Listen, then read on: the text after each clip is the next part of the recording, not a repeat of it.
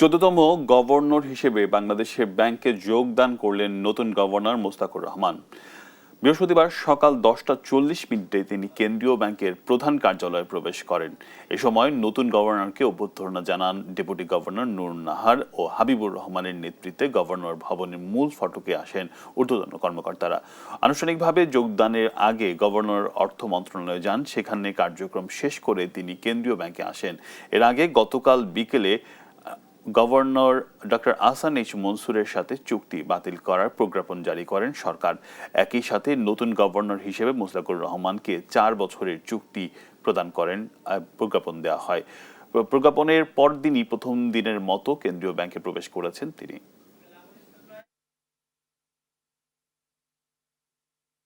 রাজনৈতিক অস্থিরতা, রেমিটেন্স ধস, হুন্ডির বিস্তার এবং বৈদেশিক ঋণের চাপে যখন অর্থনীতি টালমাটাল, তখন দায়িত্ব নেন আহসান এইচ মনসুর। নতুন গভর্নর দায়িত্ব নিয়ে বাস্তবমুখী বিনিময় হার নীতি, রেমিটেন্স প্রণোদনা কার্যকর রাখা, আমদানি ব্যবস্থাপনায় সংযম এবং বাজার ভিত্তিক ডলার ব্যবস্থাপনা জোরদার করেন। বিশ্লেষকদের মতে কঠোর কিন্তু বাস্তব ভিত্তিক নীতির কারণে ধীরে ধীরে আস্থা ফিরে আসে অর্থনীতিতে, যা ভঙ্গুর অর্থনীতিকে ঘুরে দাঁড়াতে সাহায্য করে।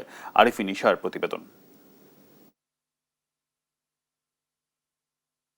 ডক্টর আহসান এইচ মনসুর দায়িত্ব নেওয়ার পর থেকেই ব্যাংকিং খাতে শৃঙ্খলা ফিরিয়ে আনা, খেলাপি ঋণ নিয়ন্ত্রণ, তদারকি জোরদার এবং নীতিগত সংস্কারে সক্রিয় ভূমিকা রাখেন। বিশেষ করে দুর্বল ব্যাংকগুলোর পুনর্গঠন, পরিচালনা পর্ষদে পরিবর্তন এবং অভ্যন্তরীণ নজরদারি বাড়ানোর মতো পদক্ষেপে তিনি কঠোর অবস্থান নেন। এতে একদিকে যেমন সংস্কারপন্থীদের সমর্থন পান, অন্যদিকে ব্যাংকিং খাতের একটি অংশের অসন্তোষও তৈরি হয়।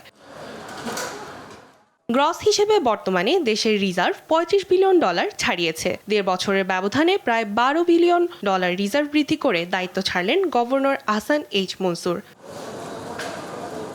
সরকার পরিবর্তনের পর ডলারের বিনিময় হার কিছুটা ওঠানামা করলেও শেষ পর্যন্ত 123 টাকার আশেপাশে স্থিতিশীল হয়, যা বাজারে আস্থা ফেরাতে ভূমিকা রাখবে বলে সংশ্লিষ্টরা মনে করেন। 2024 সালের আওয়ামী লীগ সরকারের শেষ দিকে দেশ ভয়াবহ রেমিটেন্স সংকটে পড়ে, কিন্তু 2025-26 অর্থবছরে চিত্র বদলাতে শুরু করে। কেন্দ্রীয় ব্যাংকের তথ্য অনুযায়ী 2026 সালের 23 ফেব্রুয়ারি পর্যন্ত চলতি অর্থবছরে জুলাই থেকে 23 ফেব্রুয়ারি প্রবাসীর আয় এসেছে $21,999 মিলিয়ন, যা আগের অর্থবছরের একই সময়ে ছিল $18,038 মিলিয়ন, অর্থাৎ প্রায় 21.9% প্রবৃদ্ধি। 1.5 বছরের ব্যবধানে বিপিএম 6 হিসাবে প্রায় $10 থেকে $12 বিলিয়ন রিজার্ভ বৃদ্ধি শুধু সংখ্যাগত অর্জন নয়, এটি ছিল আস্থা পুনর্গঠনের প্রক্রিয়া। 2021 সালের $48 বিলিয়ন চূড়া থেকে 2024 সালের তলানিতে নেমে আসা অর্থনীতিকে আবার স্থিতিশীলতার পথে ফেরানো সহজ কাজ ছিল না। বিদায়ের দিনে $32.79 বিলিয়ন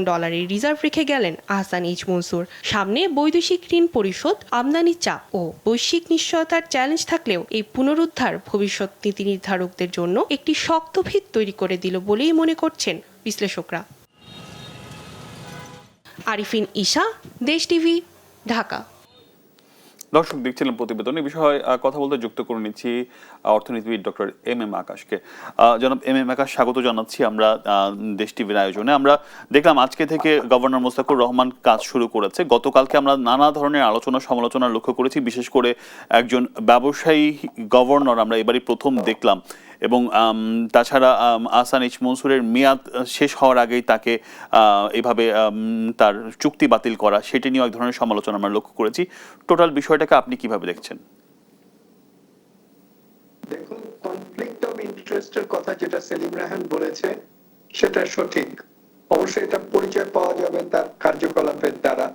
যদি তিনি বিশেষ ব্যবসায়ী গ্রুপের লোক হন, তাহলে তার কার্যকলাপ বিশেষ ব্যবসায়ী গ্রুপদের প্রতি সমর্থন সূচক হবে।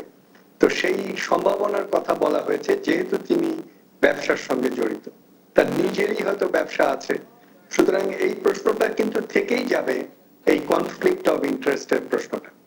আর দ্বিতীয় প্রশ্নটা যেটা আসবে সেটা হলো নিয়োগ প্রক্রিয়াটা স্বচ্ছ কিনা। নিয়োগ প্রক্রিয়াটা কি এরকম হলো যে বাংলাদেশ ব্যাংকের ভিতরে সবুজ এবং নীল দল আছে এবং তারা মিলে চাপ প্রয়োগ করে একজনকে সরিয়ে দিয়ে আরেকজনকে আনলো, নাকি নিয়োগ প্রক্রিয়াটা কোনো বিশেষজ্ঞ দল, কমিটি, বোর্ড, তারা একটা কনসিডারেশন করে ক্রাইটেরিয়া ঠিক করে তারপরে তাকে নিয়োগ করলেন। সুতরাং নিয়োগ প্রক্রিয়াটার যথার্থতাটা স্বচ্ছভাবে উপস্থাপন এবং প্রমাণ করতে হবে। আর তৃতীয়ত যেটা আমি মনে করি সেটা হলো সংস্কারের দুটো দিক। একটা হলো যেই ব্যাংকগুলো দেউলিয়া হয়ে গিয়েছিল তাদেরকে কিভাবে উদ্ধার করা যায়, যারা খেলাপি ঋণ গ্রহীতা ছিল তাদের কাছ থেকে খেলাপি ঋণ কিভাবে আদায় করা যায়, এটা একটা দিক। আর আরেকটা দিক হচ্ছে যে যিনি মানে উন্নয়নের দিক, ঋণগুলোকে ক্ষুদ্র এবং মাঝারি শিল্পের দিকে প্রবাহিত করা, তাদেরকে স্বল্প সুদে ঋণ দেওয়া ইত্যাদি ইত্যাদি। আরেকটা দিক হচ্ছে মুদ্রাস্ফীতিকে চেক দেওয়া। আরেকটা দিক হচ্ছে বৈদেশিক মুদ্রার রিজার্ভ, এটার যাতে উন্নতি ঘটে। এগুলোর ক্ষেত্রে আহমেদ মানে আগের যিনি গভর্নর ছিলেন তার কিছু কিছু সাফল্য ছিল, সেই সাফল্যগুলোকে তিনি আরো সংহত করতে পারেন কিনা সেটাও আমাদের জি, আমরা গতকালকে দেখেছি যে তিনি নতুন গভর্নর সাংবাদিকদের একটা ইন্টারভিউ দিয়েছে, সেখানে তিনি বলেছে যে আস্থা বাড়ানো, সুদের হার কমিয়ে আনা তার অগ্রাধিকারে থাকবে। এখানে কি সুদের হার কমিয়ে আনার খুব বড় মানে এখন দেশের সবচেয়ে বড় ইস্যু যে বিনিয়োগ, সুদের হার কমিয়ে এনে বিনিয়োগকে উৎসাহিত করতে হবে, সেটা আপনি মনে করছেন? সুদের হার কমাতে হবে সিলেক্টিভলি। বৃহৎ ব্যবসায়ীরা বা বৃহৎ খেলাপি ঋণ গ্রহীতাদের ঋণ রিশিডিউল করে তাদের সুদের হার রিঅ্যাডজাস্ট করা, ওগুলোর দরকার নেই। এবং সুদের হার যদি কমাতে হয় তাহলে এটার কোনো সুনির্দিষ্ট ক্রাইটেরিয়া থাকতে হবে এবং সুনির্দিষ্ট সময় থাকতে হবে। ওই সময়ের মধ্যে ওই পারফরমেন্স যদি না করে তাহলে ওইটা আবার বাতিল করে দিতে হবে। যেটা সাউথ কোরিয়া বা অন্যান্য দেশগুলো যারা অবাধ পুঁজিবাদের অধীনে থেকেও রাষ্ট্রীয় হস্তক্ষেপের মাধ্যমে শিল্পায়নকে এগিয়ে নিয়ে গেছে, তাদের কাছ থেকে যদি এই গভর্নর শিক্ষা নিতে পারে তাহলে হয়তো আহমেদ হাসান যিনি ছিলেন আগের গভর্নর, তার চেয়েও বেটার পারফরমেন্স তিনি করতে পারবেন। জি, আমরা গেল গভর্নরের সবচেয়ে বেশি যেটি সমালোচিত কাছে সেটি অনেকে বলছেন যে 5 ব্যাংকে একসাথে মার্জার করা এবং সেটা শেষ পর্যন্ত কোনো কুল কিনারা করতে না পারাটাকে অনেকে বলছেন। অন্যান্য সমালোচনা হয়তো আছে, সেক্ষেত্রে এই বিষয়টিকে কিভাবে দেখেন আসলে, এই যে ব্যাংক মার্জারের বিষয়টি আসলে? না, মার্জারের ব্যাপারটা আমি ঠিক মনে করছি না। মার্জারের আগে নির্ধারণ করতে হবে কোনগুলোকে সার্জিক্যাল অপারেশন করে বাদ দিতে হবে আর কোনগুলোকে মার্জ করলে সেগুলো উন্নতি লাভ করতে পারে, এবং সেই ম্যাপটা চার্ট আউট করে সেই লজিকটা বার না করে শুধু মার্জার করলে কোনো লাভ হবে না।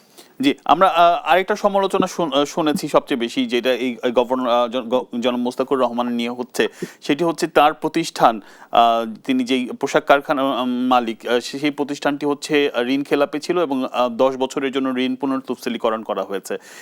যেই প্রতিষ্ঠান ঋণ মানে প্রতিষ্ঠান সেই ক্ষেত্রে তার জায়গা থেকে তিনি কতটুকু আসলে স্বচ্ছতা বা ঋণ খেলাপি রোধ করতে পারবে বলে আপনি মনে করছেন? সবশেষ প্রশ্ন।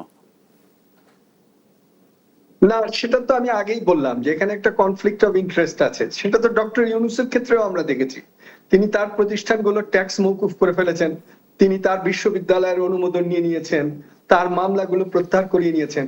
তো সুতরাং যদি ডক্টর ইউনূসের মতো লোকও নিজের স্বার্থ বিসর্জন দিয়ে দেশের জন্য কাজ না করতে পারে তাহলে আমরা এই লোকের কাছ থেকেই বা কেমনে তা প্রত্যাশা করি? যে আমরা একটা শুভ প্রত্যাশা করি যদিও, কারণ নিশ্চয়ই সরকার একটি নতুন ভাবে অর্থনীতিবিদ বা কোনো আমলার বাইরে গিয়ে একটি নতুন ভাবনা ভাবছে, সেটা আমরা সফলতা কামনা করি। জনাব ইমাম আকাশ আমাদেরকে সময় দেওয়ার জন্য ধন্যবাদ।